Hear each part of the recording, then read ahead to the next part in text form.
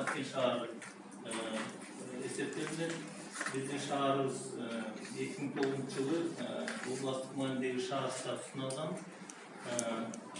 Bu yaş şaharda biz bugünkü günde işlep kele жатабыз.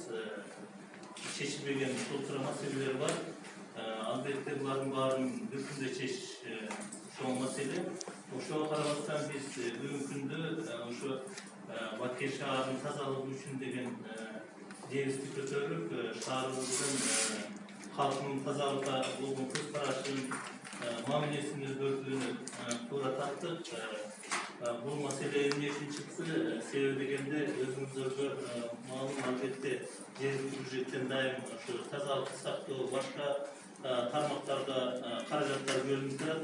Биз бүгүнкү күндө Баккей шаары жергиликтүү бюджеттен ошо тазалыкты сактоо максатында былтыркы жылы 3.750.000 ушу каражат жумшаганбыз, ошо заказ катары.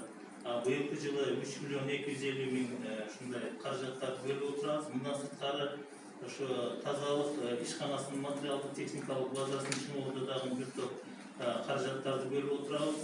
Тагыраак айтканда, быйылкы жылы эле биз 1.700.000 сомдук кошумча каражат бөлдүк. Бул жана техникалардын сатып берүү, жана үкүктөрдү коюу, чоң үкүктөрдү коюу, жана башка ушундай жанагындай сатып алуулар болду.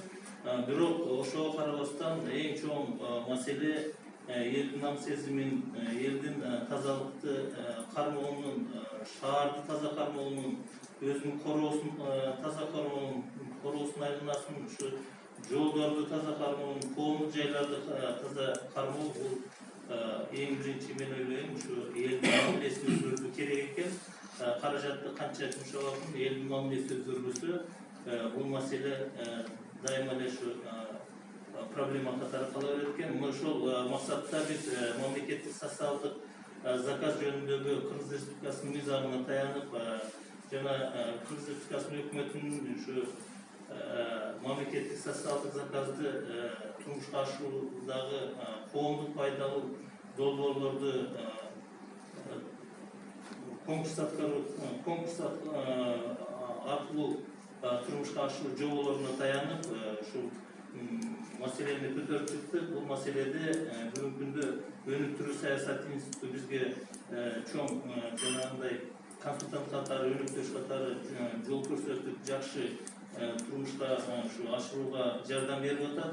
Албетте бул шаарыбыздын калкынын, шаарыбыздын ушу элинин көз карашыны толук кандуу өзгөртмөйүнчө, мындай айтканда, бул маселени турмушка ашыруу кыйын экен. Бир эле мисалды айтканда, биз шаарыбызда